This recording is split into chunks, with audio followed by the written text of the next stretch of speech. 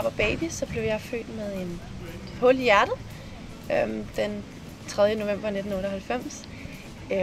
Og min mor hun kunne godt se, da jeg 2 uger efter min fødsel, jeg var meget træt, og jeg spiste ikke så meget, og så valgte jeg at få mig scannet.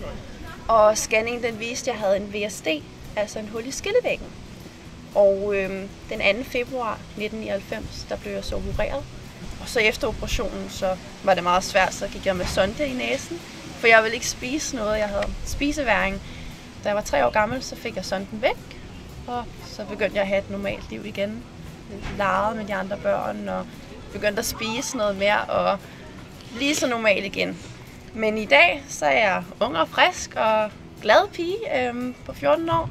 Jeg svømmer til daglig i Vadelite på deres konkurrencehold. Og jeg træner rigtig mange gange om ugen, 8 gange. Og det er selvfølgelig hårdt, men jeg elsker det. Det er en stor del af mit liv. Jeg er blevet ambassadør for Børnehjertefonden sidste år, 2012. Det startede egentlig med, at jeg skulle svømme sponsorstævne for Vadelite.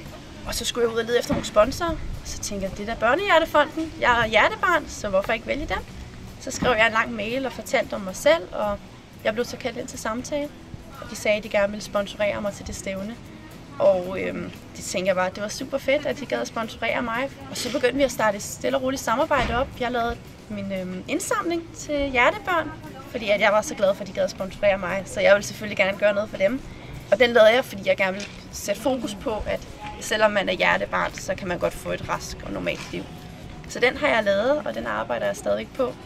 Den er ikke så udbredt endnu, for jeg har kun delt den på min Facebook-profil. Men jeg regner med, at jeg skal ud og vise noget mere.